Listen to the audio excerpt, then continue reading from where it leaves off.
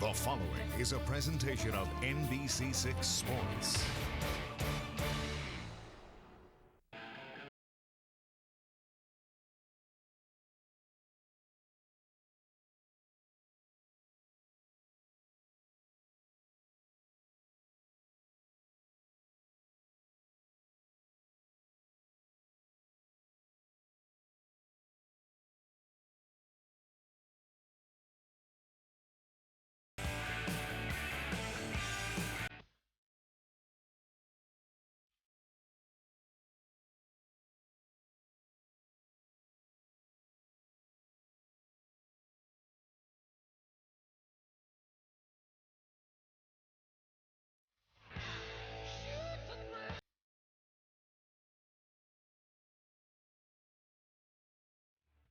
From history on the field to history in the making. Tonight, we salute the record-breaking career of Dolphins quarterback Dan Marino as he makes his final drive into pro football's Hall of Fame.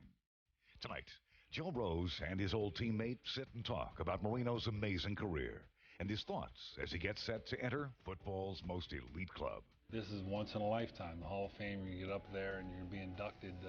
How you are going to react, who knows?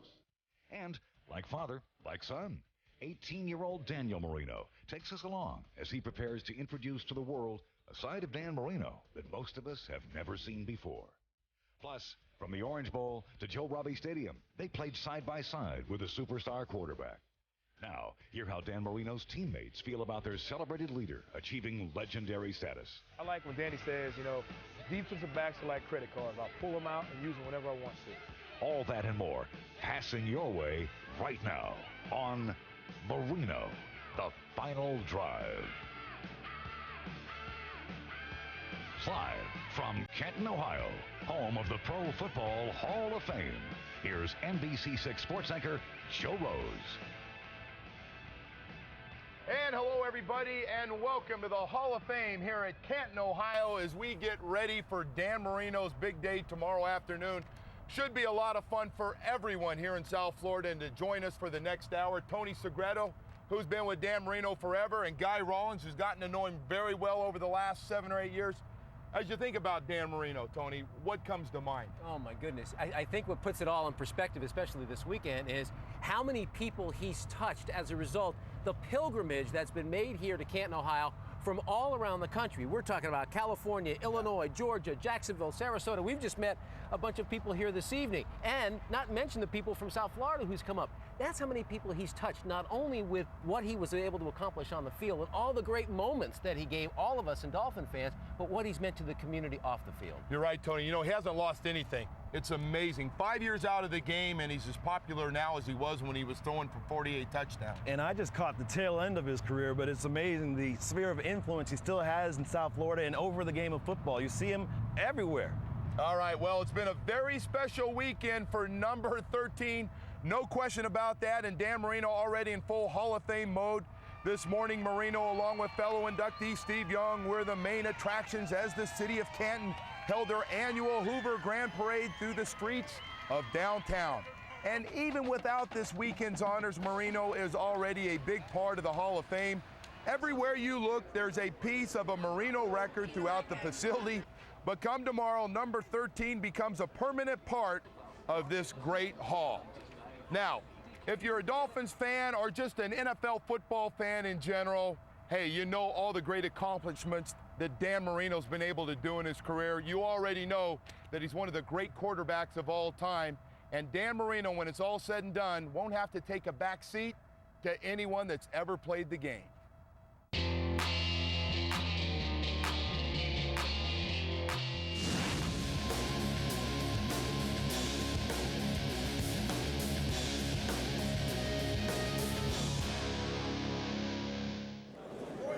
The Dolphins select quarterback Dan Marino of Pittsburgh.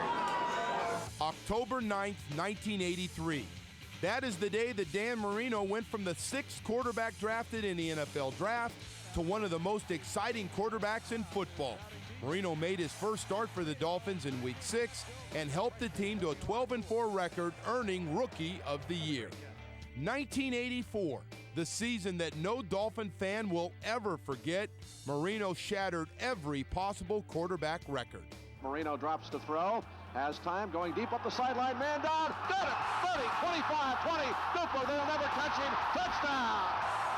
Most touchdown passes in a season with 48, most yards with 5,084, and most completions in a single season with 362. Dan takes the snap from center. He's straight back, throws for Byers on the right side. Flat, he breaks the tackle. He's in! Touchdown, Dolphins!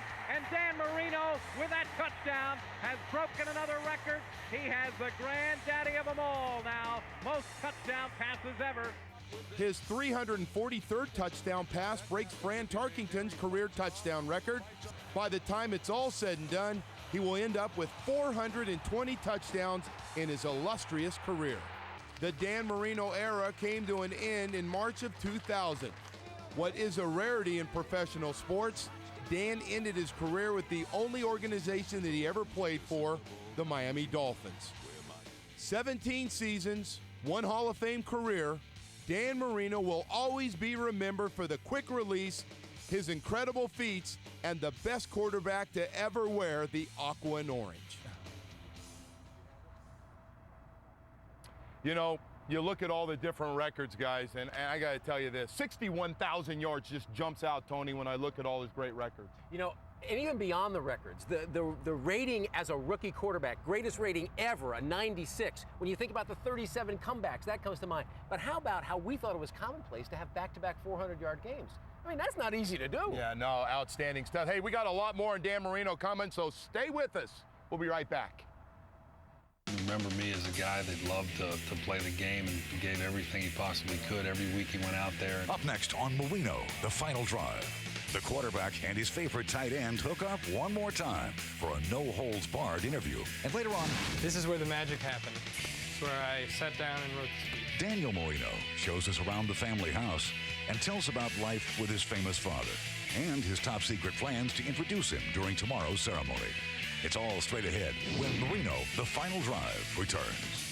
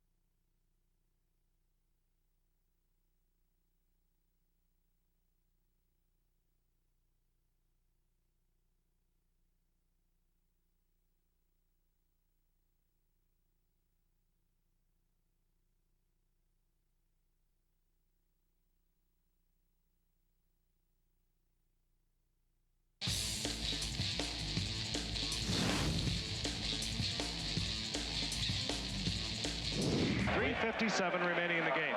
What's remaining of the crowd is shouting defense. Marino, diving catch, Joe Rose. A flag is down, however.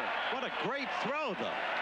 What a great catch by Joe Rose. I made all the magic, actually, because Joe, he got real lucky in that play, actually, because no one else got open and no one covered him. Someone must have made a mistake, and he almost dropped it. And imagine if Joe would have dropped that first touchdown. So, Joe, I'll always appreciate that, man, my first touchdown. Concentration.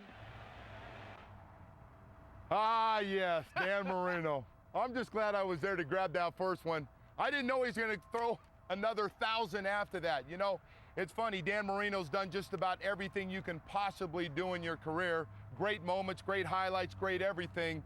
But when it came to the Hall of Fame, he wasn't sure exactly how big this weekend was going to be.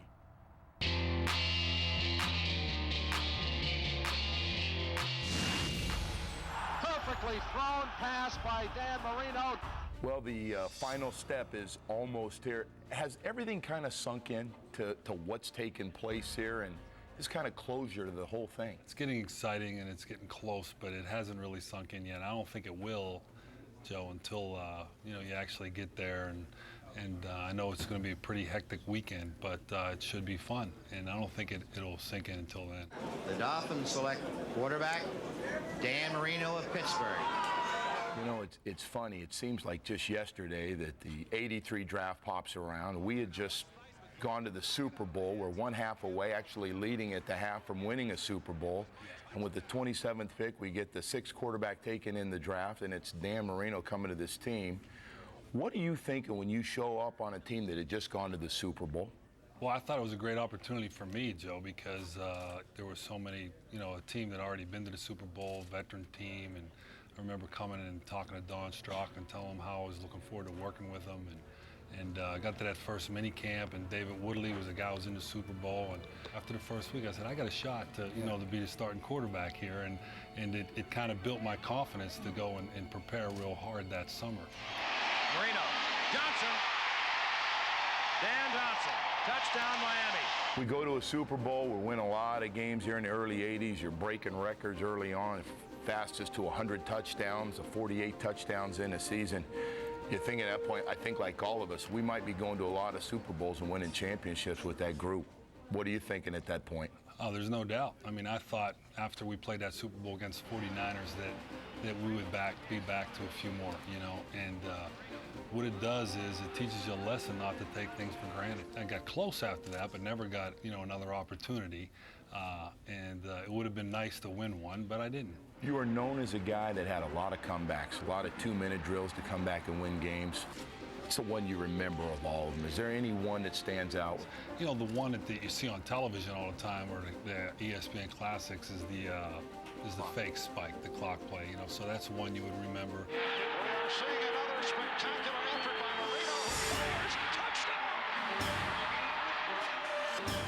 Because playing New York, the Jets, and the style we did, we threw 4 touchdowns in the second half to come from behind. So, I guess that's one that definitely sticks out.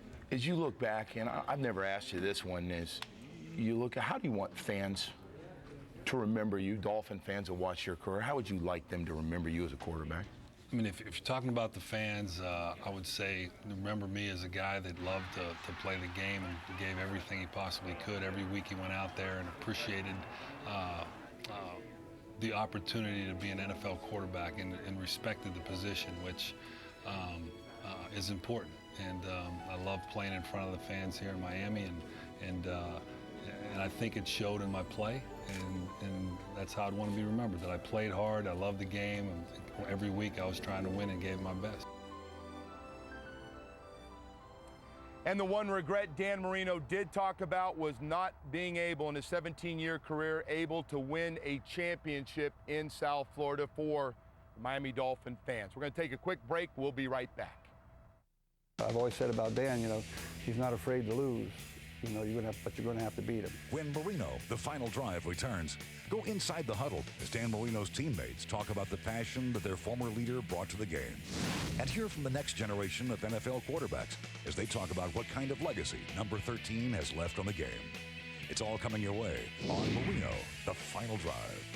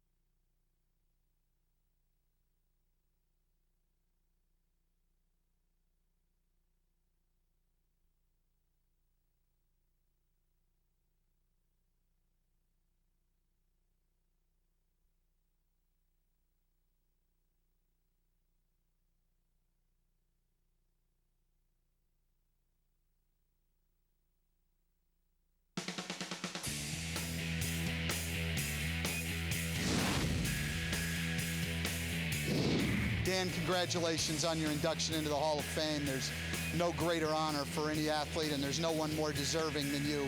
The entire city is very proud of you. I just want to congratulate Dan for being inducted in the Hall of Fame.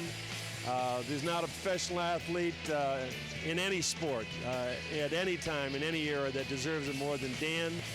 I've always had this sort of carte blanche statement about players like Dan, that you don't merely want to be considered the best of the best.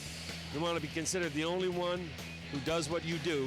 And there's nothing wrong with being unique and separating yourself from the pack and leaving footprints in the sand, Dan. And you're the only one in my mind that has done that. So again, I want to congratulate you. I want to wish you well.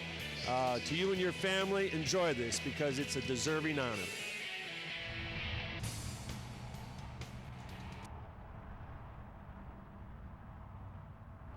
You know, it doesn't take much to get Joe Rose to talking about his former teammate, but you find that across the board. All the people who've had the pleasure of playing alongside Dan Marino, they really love to talk about him.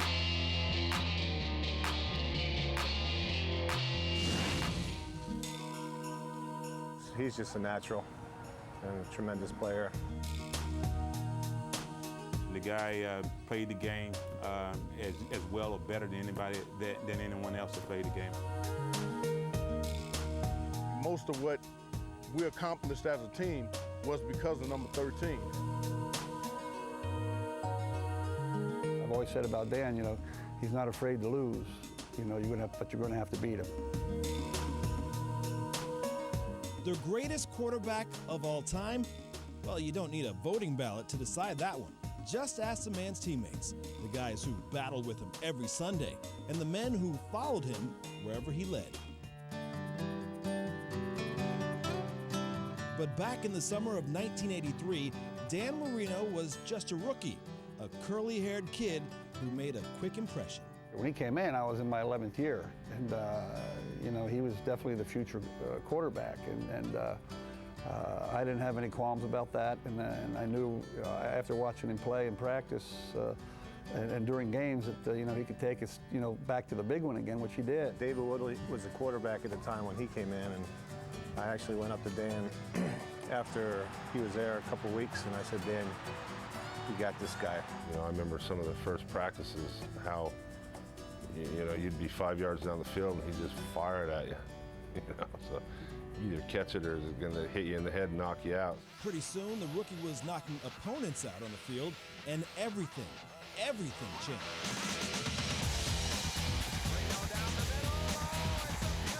It was kind of like it was fun and it was exciting because we knew, I mean, you know, with Dan in the game, I mean, we could put a lot of points on the board. It did seem like it happened real fast, and he was so good from that point, you know, that it was good to be along for the ride.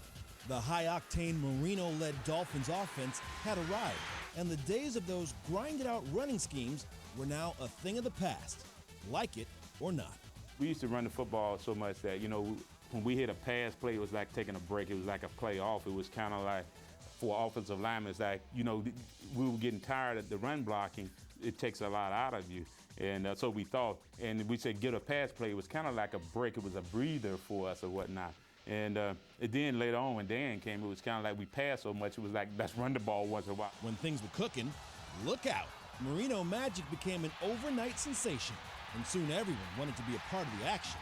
I was in heaven, man. It was the best possible situation for a wide receiver to be able to go into a situation where it's a great weather, a passing offense, and the best quarterback ever in the game. But pity the poor rookie who messed with success, for that unfortunate soul would soon face the wrath of Marino. Yeah, I felt it a couple of times, man. It's part of it, you know. And the thing about Danny is you might feel that wrath at the beginning, and I let him get away with it a couple of times as Dan Marino. But if you give it back to him a little bit and you kiss and make up afterwards, he respects you for that. People get the wrong impression when they see him yelling at players on the field. You know, he never yelled at me. But if somebody makes a mistake, he's going to let them know about the mistake, and he's going to make sure that they don't make that mistake again. And with a quick word or icy glare, you knew those mistakes would be few and far between. Triumph on the field was tied directly to the right arm of number 13. And while Dolph fans have their favorite Marino moments, what impressed his teammates were plays that most of us never saw. Oh, and I know in practice he would say, I'm going to take this ball, I'm going to throw it right over your right ear, and I'm going to throw the end route. And I mean, he did exactly that, and I knew what was coming and couldn't stop it. A couple times in practice, I saw him make some throws that were just second to none.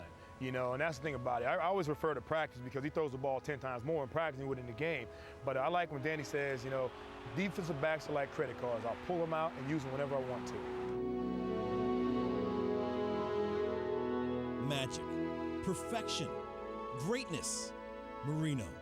When number 13 enters the hallowed gates of the Hall of Fame, he'll do so with the knowledge that he is among the best of the best, but no official validation of that fact is needed.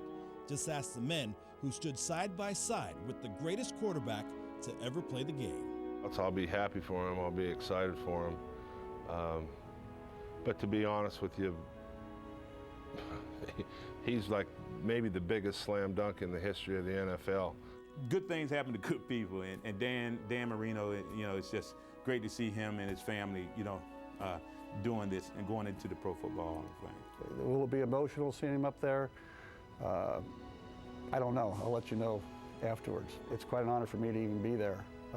I played against a lot of those guys who are in that Hall of Fame right now, and hopefully they'll all be there to honor a guy that certainly is a Hall of Fame friend in my mind.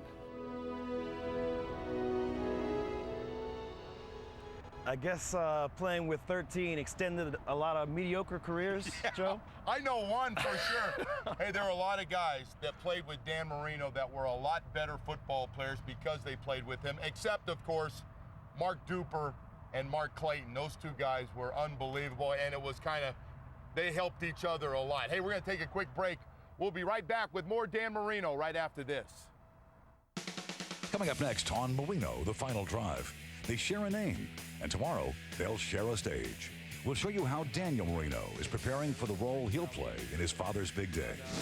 And he was born in Pittsburgh, but Dan Marino is a Floridian through and through. Check out how Marino is Miami when Marino, The Final Drive returns.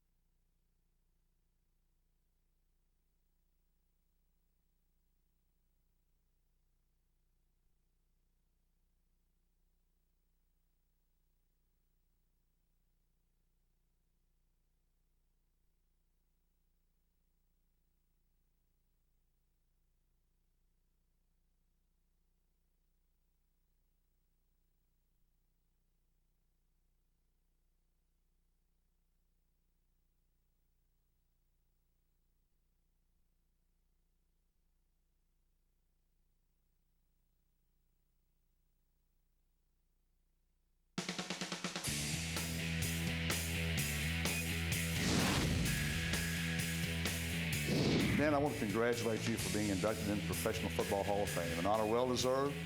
The numbers speak for themselves. You're the most prolific passer ever in football. But more than that, I want to congratulate you from the South Florida community. We're very proud of you. You've given great enjoyment to the South Florida for a number of years. You've been very special to the community. We wish you and your family the very best. And again, congratulations. Dan, I wanted to congratulate you on the honor of being inducted into the Hall of Fame. Obviously, it's a well-deserved honor. All your great accomplishments here with the Miami Dolphins, but also, it's a great honor to know all the things and be around a person that does so many things for the community and so involved in so many things. And that's really a tribute to you and to your family and everything that you do. And also, I'm ready to play golf again. I got a little bit of money left if you want to see if you can get that, and I'm sure you probably can, but I look forward to seeing you soon. And welcome back to Marino, the final drive. As you know by now, tomorrow is Dan Marino's day to be on the stage, but he won't be the only Dan Marino up there, as Jackie Nesbrawl has this story.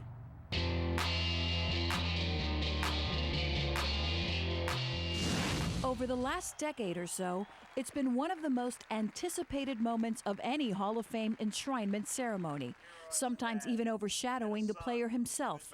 It's the introduction speech, a chance for a friend or family member to paint the picture of an inductee as a man more than a player. On behalf of your friends and your fans, few will ever forget the joy shared by a then 12-year-old Jarrett Payton and his father Walter back in 1993. Or the emotional speech given by John Elway's daughter Jessica just a year ago. My dad would be looked at differently today if he had not won 2 Super Bowls, but it wouldn't have mattered to my brother and sisters and me. This year, the honor of presenting Daniel Constantine Marino falls to Daniel Charles Marino, the 18-year-old son of the Dolphins great. This is where the magic happened. It's where I sat down and wrote the speech. More than almost anyone, Daniel Marino has been front and center for all of his father's achievements on the football field. So it's only natural that this soon-to-be college freshman will be front and center for his father's walk into the Hall of Fame. You know, last year I saw John Elway have his daughter do it, and, you know, Walter Payton's done that, and a few other people have done that, and I thought it'd be nice to have him do it. He said, you know, I'm deciding, you know, either between you or 1 or 2 other people, and you know, is this something you want to do? And I said, Dad, you know, absolutely, I think I do a great job. I'd love to do it, actually, if you would let me. I wouldn't want to just say I wanted to do it without thinking that there were people who could do it better. But, you know, I thought about it and I said, you know what, I think I could do this, you know, really well. And so that's what I told my dad. You know, I think I could do it really well, and I'd really like to do it. So with a challenging task ahead of him, Daniel set about crafting a speech that would reflect the Dan Marino that he grew up with. A man bigger than the one who would become a record-setting NFL quarterback. I could go up there and, you know, recite career statistics and, you know, talk about big games. But I mean, you know, everyone's seen that, everyone knows that, you know. So I thought maybe it would be interesting if I gave them more insight into who he is, you know, as a father and as a person and everything like that. But it's both family and football that dominate the Marino household. A memento of either is never too far away, nor is the inspiration of a Marino moment on the field. Surprisingly, though, given his famous lineage, Daniel Marino is not a huge football fan. But there are moments when his father's on-field heroics amaze even him. We are seeing another spectacular effort by Marino, who fires. Touchdown! You know what the Jets are thinking? He's going to take the ball and throw it into the ground. They stopped. They all stopped. If you take a look at it. No, it's a great play.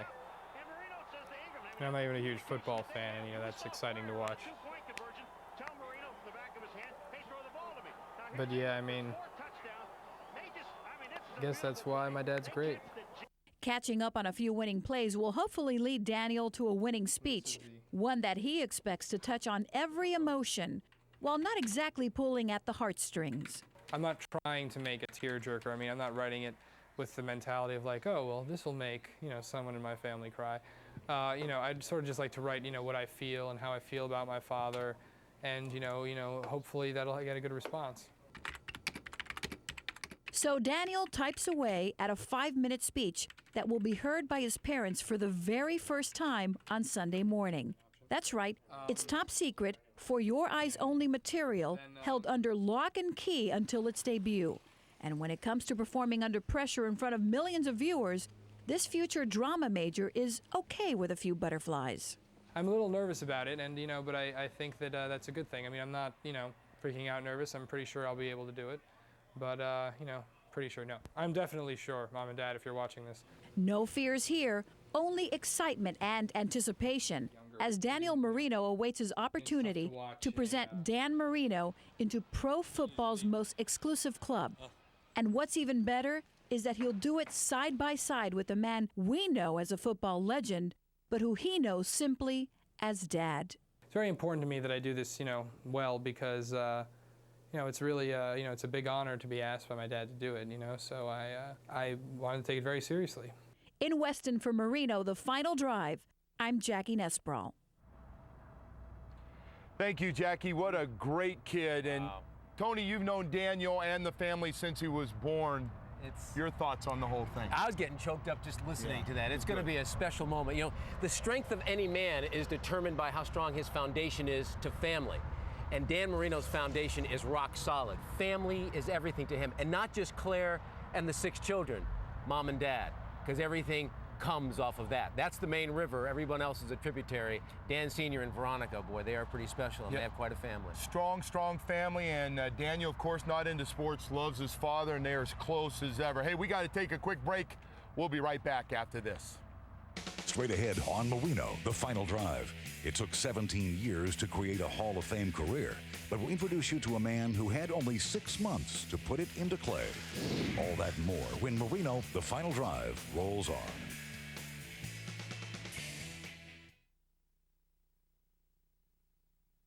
Once again, from the Pro Football Hall of Fame.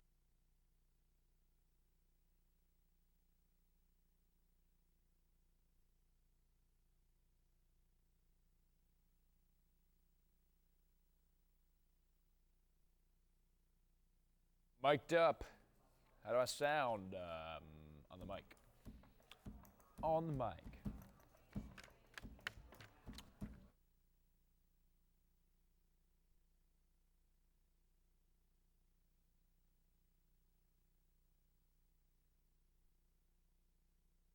Once again.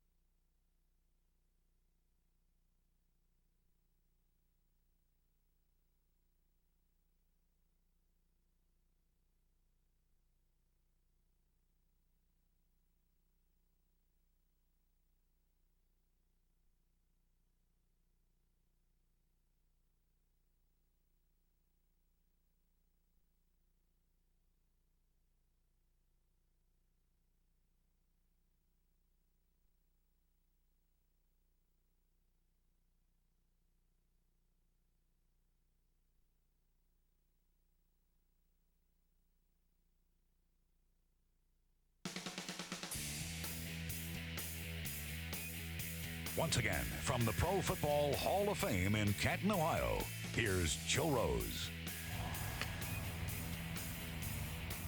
Welcome back. You know, the Miami Dolphins should think about building a new wing here at the Pro Football Hall of Fame because there are so many former Dolphins who fill up this place. 9 members of the organization have been enshrined, with the most recent coming just 4 years ago when linebacker Nick Bonacani was inducted. No doubt Dan Marino certainly among an A-list of greats, not just with the Dolphins, but in the entire world of professional football. Now, Dan Marino, of course, won't be the last quarterback to be enshrined in the Hall, but there's a lot of current quarterbacks that would love to follow in his footsteps.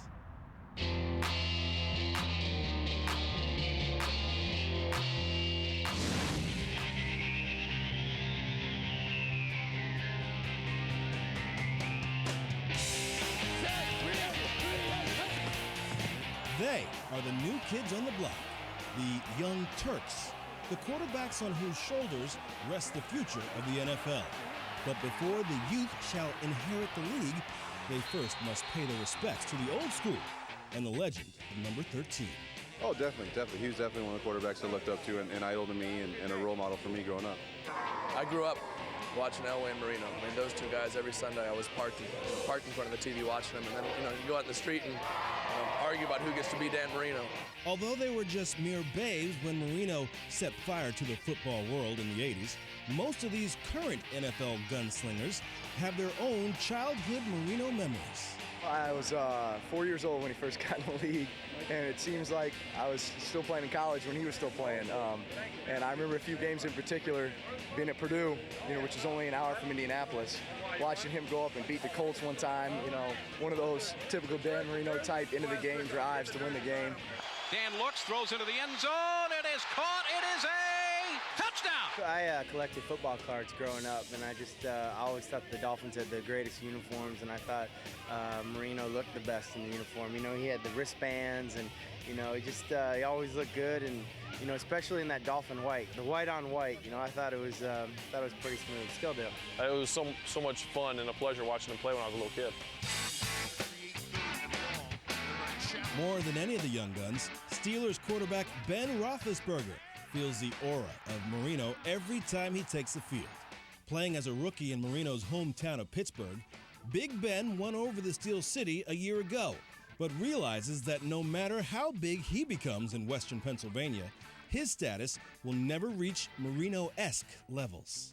Dan is bigger than Pittsburgh, and he's bigger than the Dolphins. Dan stretches across the country and across the world because of what kind of a person he is and what kind of a quarterback he was, and I think that's what makes him so special. And ask the young grasshoppers what made the master so special on the gridiron, and you'll receive a variety of different answers. Marino may have played in a different era than these current hotshots, but the awe he inspires lives on. I mean, when you come to best pure passes, wasn't nobody like Dan. When it come to just drop back and throwing the football, he could sling it. He could sling it, and he was going to hit the right guy. No matter if he was double coverage, triple coverage, he was going to find a way to get that ball in him, and that's why he was so great. For me, it was just the passion that he played the game with. He was in the huddle. He was, kind of fiery and excited, and obviously a great quarterback. But just to see his passion that he had while playing the game, it was, it's really cool. He was the best at reading a coverage, making a decision, and then getting rid of the football. He was chucking it all over the field, which is always fun for a quarterback to do. Oh man, just that quick release, being able to just sit firm in that pocket and cut the ball loose like he does. I mean, that's something that we all wish, we kind of try to emulate. Emulate? Perhaps. Equal? Never. And the kids are all right with that. For now. Each hopes to follow Marino into the Hall of Fame someday, and that's only appropriate because on the field, everyone always followed Marino. He led. You can tell his guys loved him and were willing to do whatever it took to, help the team be successful because it started with him. Now, all those young guys would love to snatch some of those Marino records one day. It's funny you said that because we've got our own young gun back in Miramar in our sports department here at NBC6. For more on the big day, Adam Cooperstein, take it away. Thanks, guys. Back here in South Florida, you can't go far without seeing Dan Marino's name or face somewhere. That's what happens when you play 17 seasons and 260 games with one team. Not many athletes can say they did that, especially at a Hall of Fame level, and no athlete can say he's done more for the community in South Florida than Marino. He's made this his home, and now Miami wouldn't be Miami without Marino. He's got streets named after him. There's a statue dedicated to him down at the stadium. He's featured all over TV commercials. The man even has his own chain of restaurants. And why not? Just say the name Marino around here and you're in business. Just the loyalty and the fan base that's down here in South Miami, the people that love Dan, just great response from the community. People love coming out here and dining at our restaurant. And not only with Dan Marino's name on the building, but hopefully to catch sight of him down here dining at some time. Well, you're obviously not going to see Dan there this weekend, but even with him being in Canton, you can clearly see his impact on the entire South Florida community. We'll go into much more detail about that tomorrow night during Sports Final. We'll be right back. I have heard complaints, but I haven't heard any about mine. Up next on Marino, The Final Drive. Find out how this man turned Dan Marino's masterpiece of a career into a true work of art. And later, find out how the business of Marino goes into overdrive as number 13 gets set to enter the hallowed ground of the Hall of Fame. It's all straight ahead on Marino, The Final Drive.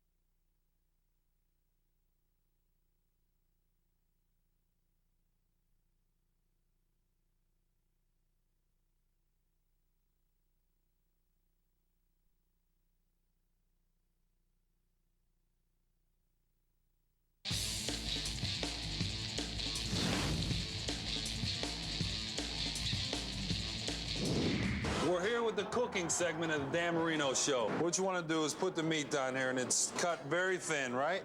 Right, Frank? Yes, very sir. thin? Oh, I'm screwing it up. I guarantee you it's going to be better than Clayton's chicken wings. Now we get a chance to serve it and see if our special taste testers like it. I don't care if they like it or not. I know I'm going to like it. Do they have a big insurance policy here? Taste it, Mark. What do you think? Can I be a chef? I think you could be a chef any day, any day. Yeah, the Food Network's waiting for Dan Marino. You know, one of the things he told me, that was just one of the many moments that we had on the Dan Marino Show that aired right here on NBC6. He said that he cooked the best brajol of anyone in the area. You know what? He was right. Except for his mom, Veronica, who absolutely cooks the best. Anyway, you know, you ask any player who gets into the Hall of Fame, and they will tell you they don't get there alone. Friends, family, obviously teammates help them along the way. But for each inductee, there is one person who is essential. And for Dan Marino, that man was Blair Buswell.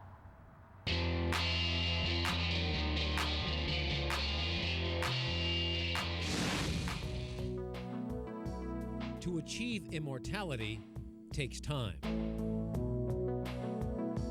For Dan Marino, it took 17 years. Sculptor Blair Buswell had 6 months. The man who will create Dan Marino's bust for the Pro Football Hall of Fame is a legend in his own right, having crafted the busts of over 50 of the Hall's most famous inductees. But from Bradshaw to Dickerson and Zonka to Marino, his method has remained the same. Over the years, I just really got a one-shot at them. So it's they ask me how long it takes me, and I say the better it'll look. It'll look better the longer you give me. Good morning. This process started in, of all places, Hawaii, just days before the Pro Bowl and a week after Marino's election into the Hall. I'll spend a day or two with you just to make sure that everything is, we get the likeness right. Good. It's here that Buswell and Marino meet for the very first time. Strangers who must now form a relationship that may be brief in time, but whose end result will be everlasting. The main thing is for me as the sculptor is to do as good a job as I can so that he's not surprised on induction day when they pull it off there and go, well, who's that? Fast forward a few months and Buswell, a resident of Pleasant Grove, Utah, is on the road again, this time to Marino's home in Weston. With just over 2 months until the enshrinement ceremony, Buswell's work in progress is unveiled for Marino to see for the very first time.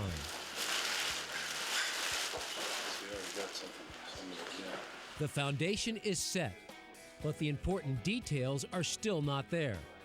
That's why the sculptor and his subject must endure these seemingly never-ending sessions. I think now is the first process of just getting some ideas of what he's going to do. And then I guess there's another couple times we meet before the summer's over. But I went through the process a little bit with, when we did the statue for the stadium, after I retired. So it's kind of the same thing. And it'll be interesting. We'll have fun today. We'll see.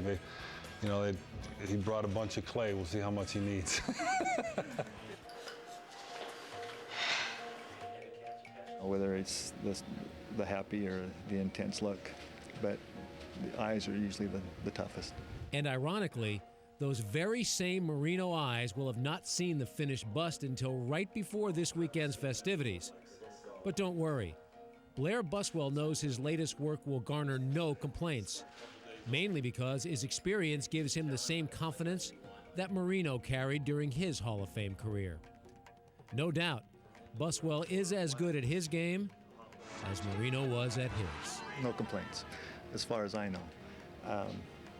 But I'm not the only sculptor, and I have heard complaints, but I haven't heard any about mine, so I'm lucky, I guess. And there it is, a sneak peek at the finished product. Buswell delivered Marino's bust to Canton just about a week ago, and tomorrow it will take its place among the other 229 members of the Hall of Fame. And to add a little incentive to Blair Buswell, he was Steve Young's teammate at BYU. Think that was a little pressure? You bet. Stay with us. We'll be back with the Marino Final Drive from Canton, Ohio, right after this.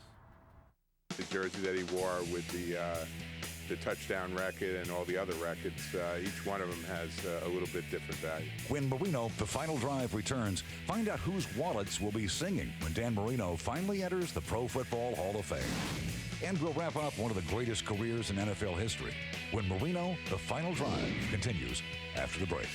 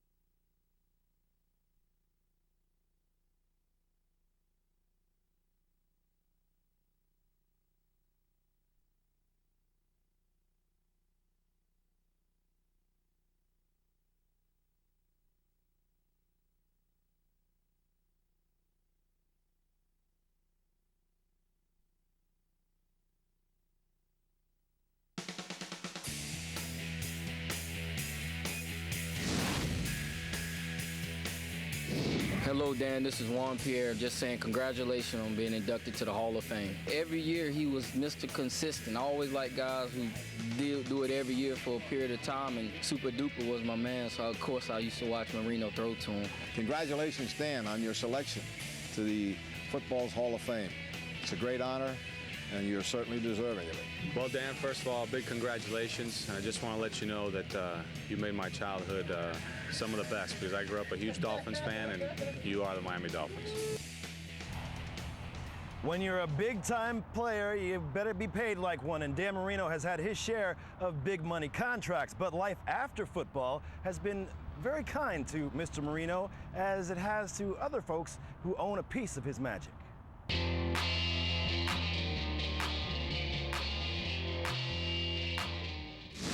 What makes a good agent is having a good client. Ralph Stringer has represented Dan for about 20 years.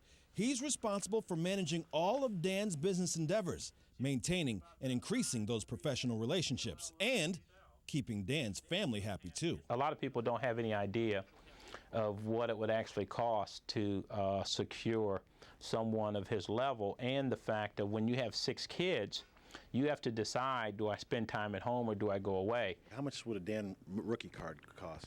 Rookie card, it all depends on condition. If it grades a high grade, it could be anywhere to up to $500. Rich Altman owns Hollywood Collectibles. He's an expert on the authenticity of valuable memorabilia. Game used jersey. Game used jersey could be anywhere from